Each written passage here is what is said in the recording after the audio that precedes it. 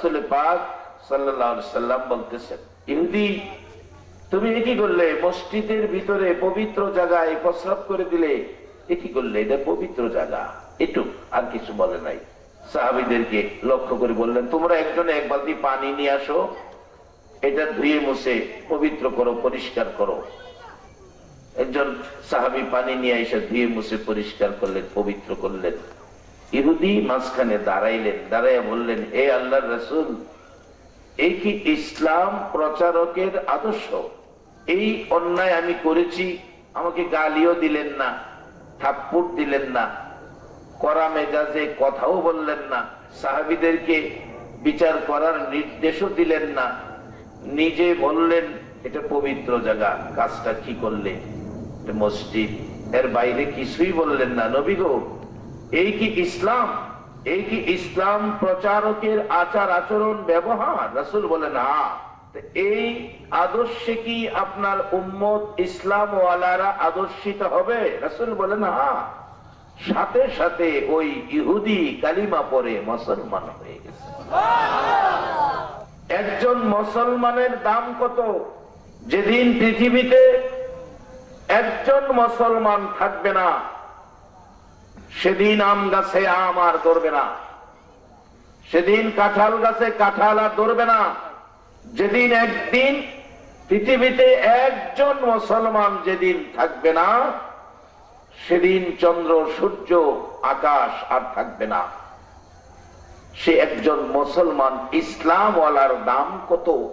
আজকে আমরা সেই দামি আসনে বসতে পারতেছি না। আসন, সেই আসনগুলো খালি, কিভাবে বসবো? বড় বড় বুজুর্গানে দ্বীন আলেম ওলামারা যে আসন থেকে বিদায় হইয়া কবরে যাইতেছে, এই আসনটা আর ফিল আপ হইতেছে না। আমাদের ব্রাহ্মণবাড়িয়ার বড় হুজুর ছিলেন, যিনি শাইখুল হাদিস মুফাসসিরে কোরআন, এশিয়া মধ্যে বিখ্যাত মুফাসসির ছিলেন সিরাজুল ইসলাম সাহেব রহমাতুল্লাহ আলাইহি। কিন্তু যে আসন থেকে উনি বিদায় হলেন, এই আসন আর ব্রাহ্মণবাড়িয়া পুরা হয় না। অথচ ওনাদের কাছে যে ইসলাম ছিল, এখনো সেই ইসলাম ওনাদের কাছে ছিল। আল্লাহর মনোনীত ইসলাম এখন হয়ে গেল আমাদের ব্যক্তিগত টানা হেসরার ইসলাম।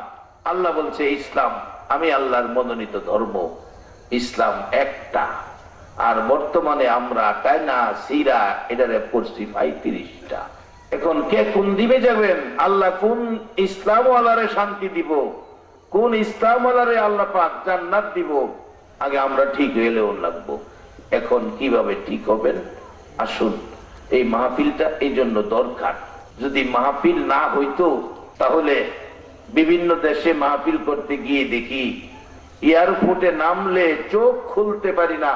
মহিলাদের যে লেবাস, আজকে বাংলাদেশে মহল্লায় মহল্লায় এই মাহফিল চালু থাকার কারণে এখনো মহিলারা বিভিন্ন দেশের মানুষের মতো আমাদের দেশের মহিলারা এই পোশাক পরে না।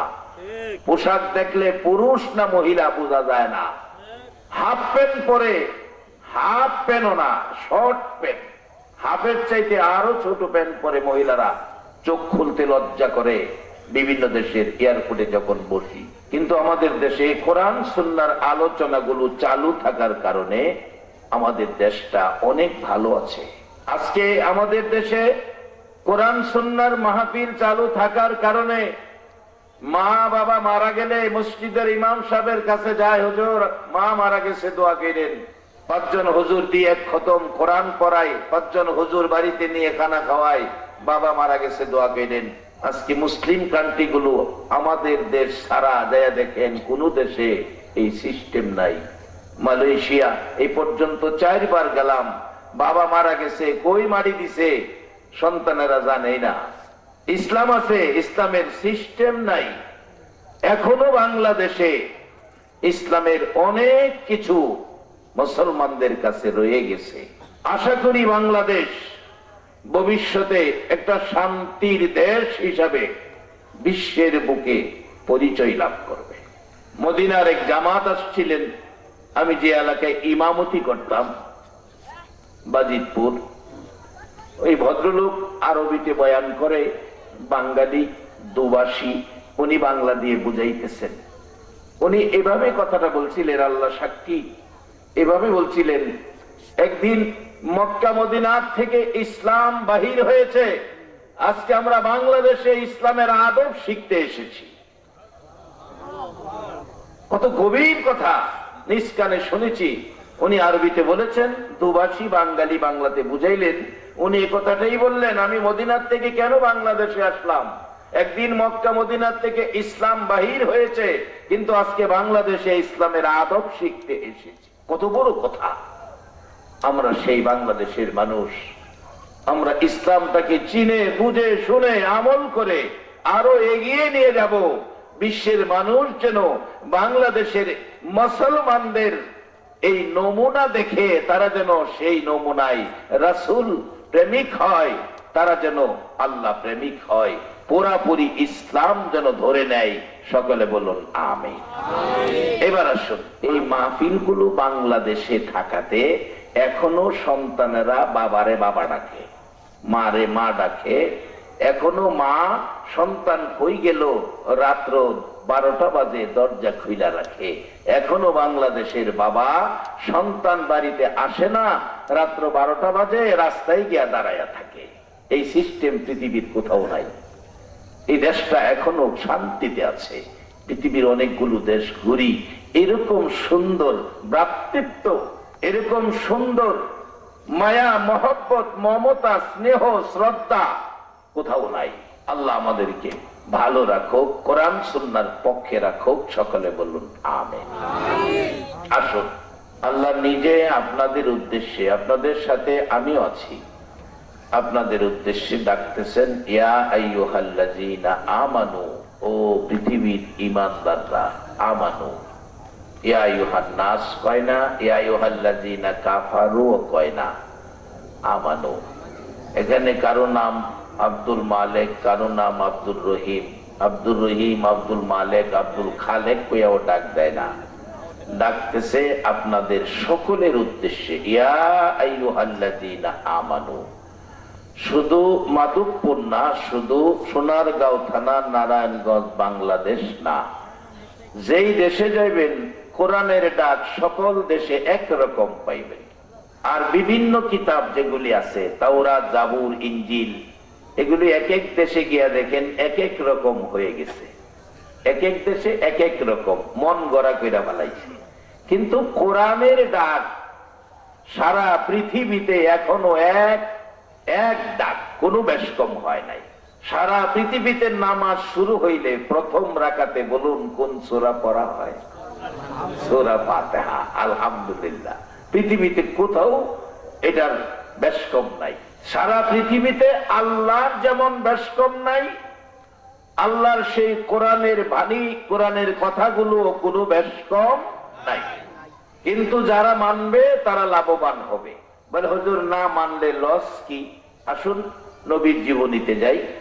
সাহাবায়ে কেরামদের, গরিব সাহাবীদেরকে দেখে কাফের বেঈমানেরা, বড় ধনীরা, কাফের বেঈমান বড় বড় পয়সাওয়ালারা বলতেছে, তোমরা আল্লাহ মানো, কোরআন মানো, রাসূল মানো, হাদিস মানো, কই তোমাদের তো সম্পদ নাই, টাকা পয়সা নাই, গরিব, একবার খাইলে আবার খাইতে পাও না। আমরা যা আল্লাহ মানি না, রাসূল মানি না, আমরা টাকার অভাব নাই, খায়া শেষ করতে পারি না। সাহাবায়ে কেরাম যুক্তিতে দুর্বল হয়ে গেলেন, নবীজির কাছে গেলেন, ইয়া রাসূলুল্লাহ, কাফের বেঈমানদের আল্লাহ এত সম্পদ দিছে, আমরা সম্পদ নাই, তারা তো আমাদের লজ্জা দেয়। এমন সময় নবীজিও এই কথা শুনে মনটা একটু ভারী কষ্ট। সাথে সাথে আল্লাহ নবীজিকে খুশি করার জন্য কোরআনের আয়াত পাঠিয়ে দিছে জিবরাইলের মাধ্যমে। যাও বন্ধুর কাছে এই আয়াত নিয়ে যাও, যালিকা বিআন্নাল্লাহা মাওলাল্লাযীনা আমানু ওয়া আন্নাল কাফিরিনা লা মাওলা লাহুম। একবার বলুন আল্লাহু আকবার। বন্ধু, বন্ধু গো, মনে ব্যথা দুঃখ কষ্ট নিও না। যালিকা বিআন্নাল্লাহা মাওলাল্লাযীনা আমানু ওয়া আন্নাল কাফিরিনা লা মাওলা লাহুম। বন্ধু গো, কাফের বেঈমান পয়সাওয়ালারা তোমার সাহাবী গরিবদেরকে মস্কারি করে, তোমাদের টাকা নাই, পয়সা নাই, আপনি বলে দেন টাকা পয়সা যদি আমার বান্দা আপনার উম্মত ইমানদারদের টাকা পয়সা যদি নাও থাকে, ইমানদারের জন্য আমি আল্লাহ রয়ে গেছি। ওয়া আন্নাল কাফিরিনা লা মাওলা লাহুম ওয়া আন্নাল কাফিরিনা লা মাওলা লাকুম। নবী গো, আপনি বলে দেন, কাফেরদের দুনিয়ার ধন সম্পদ বেশি থাকতে পারে, কিন্তু আমি আল্লাহ কাফেরদের জন্য নাই। সম্পদ আছে, আমি নাই। ইমানদারের সম্পদ নাই, আমি আল্লাহ আছি। আল্লাহ যদি কারো হয়ে যায়, তার অবস্থা, দাম, ইজ্জত, সম্মান কি হয়? হযরতে আবু বকর সিদ্দিক রাদিয়াল্লাহু তাআলা আনহুর জীবনী। আবু বকর ঘুমের ঘরে ঘুমিয়েছে গো, রাত্র শেষ, গভীর রাত্রে স্বপ্ন যুগে নবী এসে ডাকতেছেন, এরে আবু বকর, হিজরতের সাথী, গুহার সাথী, রাতের সাথী, দিনের সাথী, সুখের সাথী, দুঃখের সাথী রে আবু বকর। আমি নবী মদিনার রোজায় শুয়ে গেলাম, 2 বছর পার হয়ে গেল, একা একা মদিনায় শুয়েছি। তুমি কি মদিনায় আসতে, রোজায় আসতে মন চায় না? আবু বকর এই স্বপ্ন দেখে কাঁদতেছে। আজান পড়ে গেছে, ফজরের নামাজ পড়ে বিছানায় বসে কান্দে। সাহাবীরা জড়ো হয়ে গেছে, আবু বকর কেন এইভাবে কাঁদতেছেন? আবু বকর সিদ্দিক রাদিয়াল্লাহু তাআলা আনহু ডাকেন, কান্দি রে কান্দি, আর আমি তোদের মধ্যে থাকবো না। সুস্থতায় ভুগতেছেন, চিকিৎসার ব্যবস্থা করি। আবু বকর ডাকে, না না, আমার ডাক এসেছে, আর চিকিৎসায় লাভ হবে না, আমি চলে যাব। সবাই কাঁদতেছে। আবু বকর, তুমি যদি চলে যাও, নবীজি বিদায় হওয়ার পর তোমার কাছ থেকে সত্য, সুন্দর, হক কথাগুলো তোমার কাছে পেয়েছি। তোমার কাছ থেকে নবীর আদর্শের বাজার তোমার কাছে পেয়ে গেছি। নবীর আদর্শ তোমার মধ্যে ছিল, তোমার কাছ থেকে সবগুলো নিয়েছি। আবু বকর, তুমি যেও না, আমরা কলিজা মানে না। নবীজির সব কিছু তোমার মধ্যে, তোমার কাছ থেকে আমরা নবীজির দেওয়া সব জিনিসগুলো নিয়ে যাইতাম। তুমি চলে গেলে আমরা এতিম হয়ে যাব। আবু বকর সিদ্দিক জবাব দিচ্ছেন, ও আমার সাথীরা, ও নবীর সাহাবীরা, তোমরা মনে কিছু নিও না, ডাক এসেছে, আমি চলে যাব। সবাই আবু বকর সিদ্দিকের গলায় ধরে কাঁদতেছে, সবাই গলায় ধরে। অবশেষে ডাকছে, তোমরা আর কান্নাকাটি করো না। ওসমান গনি, তুমি আমার 2টা কথা শোনো। কি কথা শুনবো? রে ওসমান গনি, আমি আবু বকর আমার আল্লাহকে খুশি করার জন্য নবীর তরিকায়, নবীর পথ দেখানো পথে, নবীর তরিকা নবীর দেখানো পথ, এটার নাম হলো তরিকা। নবীর দেখানো পথে চলতে যাইয়া আল্লাহকে খুশি করার জন্য আমি আবু বকরের তামাম জিন্দিগির সব বিলাইয়া দিয়েছি। আজকে আমি আবু বকরের ঘরে 10টা পয়সাও নাই। এরে নবীর সাহাবীরা, আজকে যদি আমি আবু বকরের মৃত্যু হয়ে যাই, কাফনের কাপড় কিনার মতো আমি আবু বকরের পয়সা নাই। রে উসমান গনি, তুমি তো ধনী, তোমার হাত ধরে অনুরোধ করি, আমি আবু বকরের যদি মৃত্যু হয়ে যাই, আমার কাফনের কাপড়টা বলো তুমি কিনা দিবানি। উসমান গনি রাদিয়াল্লাহু তাআলা আনহু ওয়াদা করলেন, আবু বকর, কথা দিলাম তোমার কাফনের কাপড় আমি কিনে দিব। হযরতে আলী রাদিয়াল্লাহু তাআলা আনহু পাশে বসে কাঁদতেছে।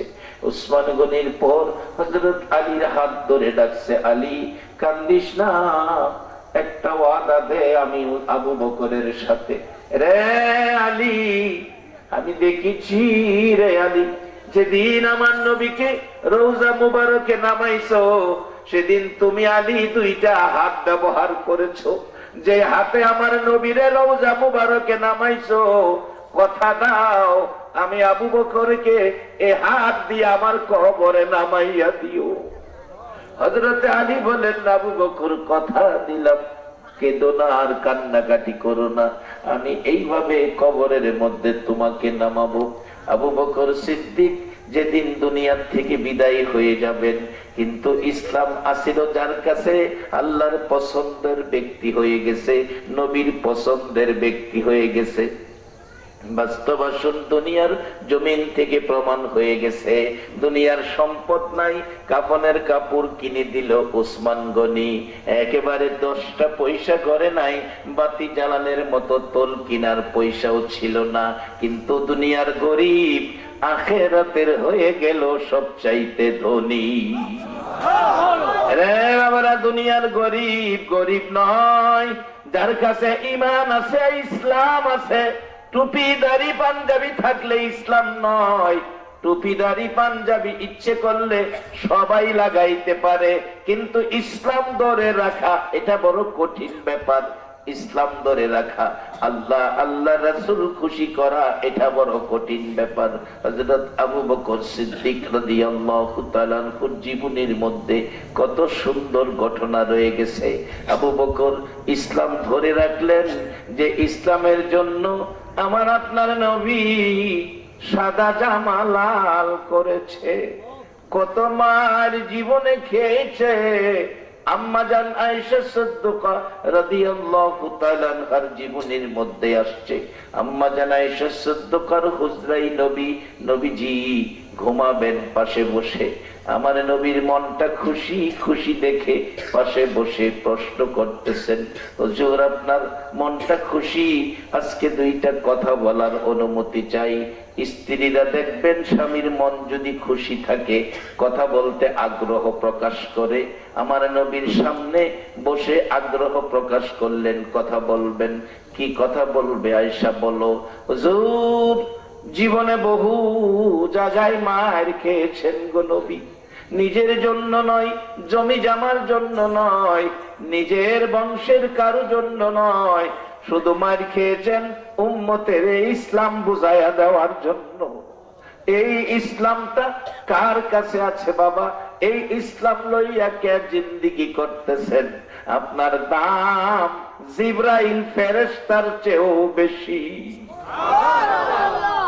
ফেরেশতার চেয়ে অনেক বেশি আপনাদের দাম, একজন ইসলাম ওয়ালার দাম। আম্মাজান আয়েশা সিদ্দিকা রাদিয়াল্লাহু তাআলা আনহা ডাকেন, ইয়া রাসূলুল্লাহ, নবী গো, জীবনে বহু জায়গায় এই ইসলামটা লইয়া মাইর খাইছেন, কোন দিনের মায়ের বেশি কষ্ট, বেশি ব্যথা, বেশি দুঃখ মনে হয়েছে? আমার নবী বলেন, আয়েশা রে, দুঃখের কথা মনে করে দিছ। আয়েশা, জীবনে বহু জায়গায় মার খেয়েছি, সবচেয়ে কষ্ট রে তায়েফের জমিনের মায় রে। মাধবপুরের বাবারা, ভাইয়েরা, ও বাবা যুবকেরা, তোমাদের মতো যুবকেরা একদিন মা নাই বাবা নাই, নবী গো, সেই নবীরে কত মার মারছে। তাইফের জমিনে যুবকেরা মারতে মারতে 3 বার বেহুশ করেছে। আজকে কারা আপনারা 1400 বছর পর 6500 কিলোমিটার দূর সেই নবীর উম্মত হই মায়ায় বৈশা রয়েছে। আমার নবী যদি এখন দুনিয়ার জমিনে থাকতো গো, আর এই পরিবেশ যদি নবী নিজ চোখে একটা নজর দেখতো, না জানি আমার নবী কত খুশি হইতো। এরে বাবারা, ভাইয়েরা, এই পরিবেশটা এইভাবে মুসলমান কোরআন সুন্নাহর পক্ষে বসবে, এই জন্য নবী জীবনে বহুবার মার খায়া সাদা জামা লাল করেছে। মা আয়েশা সিদ্দিকার প্রশ্নের জবাব দিচ্ছে, আয়েশা রে, জীবনে বহু জায়গায় মায়ের খেয়েছি, এই মায়ের বলতে পারি না, তবে একটা মায়ের ওরে আয়েশা বড় কষ্ট করি যাই লাগে। সেই মায়েরটা হলো তাইফের জমিনের যুবকদের মায়ের। ওগো মদিনার নবী, কত মায়ের তাইফের যুবকেরা মারলো। বাংলাদেশে সোনার গায়ে মাধবপুরে আইসা দেখো তোমার পাগলেরা বৈশা রয়েছে। ও মদিনার নবী, একটা বার দেখো গো, মাধবপুরের জমিনে তোমার আশেক পাগলেরা বৈশা রয়েছে। আমার নবীর নবীকে প্রশ্ন করলেন মা আয়েশা সিদ্দিকা, হুজুর কোন দিনের মায়ের নবী গো ব্যথা বেশি, কষ্ট বেশি হয়েছে? আমার নবী জবাব দিচ্ছে, আয়েশা, আয়েশা রে, আমার তাইফের যুবকের মার এখনো আমি নবী ভুলি নাই। রে আয়েশা, সবচেয়ে বেশি ব্যথা এই জীবনে পেয়েছি তাইফের জমিনে যুবকদের মায়ের। যুবকরা যখন আমারে মারে রে, আমি কত অনুরোধ করেছি, মারিস না, এই চেহারায় আঘাত করিস না রে যুবকেরা। এই চেহারায় জীবনে একটা মশা মাছি বসলো না, জীবনে একটা পোকা মাকড় কামড় দিল না, এই চেহারার মধ্যে তোর আঘাত করিস না। আয়েশারে একবার নয়, দুইবার নয়, তিনবার করে বেহুশ করেছে। আম্মা জান আয়েশা বলেন, হুজুর এই নমুনা তো চেহারা মুবারকের মধ্যে এখনো দেখা যাচ্ছে। আমার নবী কিছুক্ষণ চুপ থেকে আবারও একটা চিৎকার মারছে, আয়েশা আর একটা দুঃখের কথা শুনো। আয়েশা রে, যে দুঃখের কথা দুনিয়া আখিরাতেও আমি ভুলতে পারবো না। হুজুর এটা আবার কোন দুঃখ? আমার নবী বলে, আয়েশা এটা কোনো মায়ের ব্যথা দুঃখ নয়, এটা হলো আমার উম্মতের দুঃখ। আমার একটা উম্মত যদি জাহান্নামে যায়, আমি নবীর কলিজা মানবে না।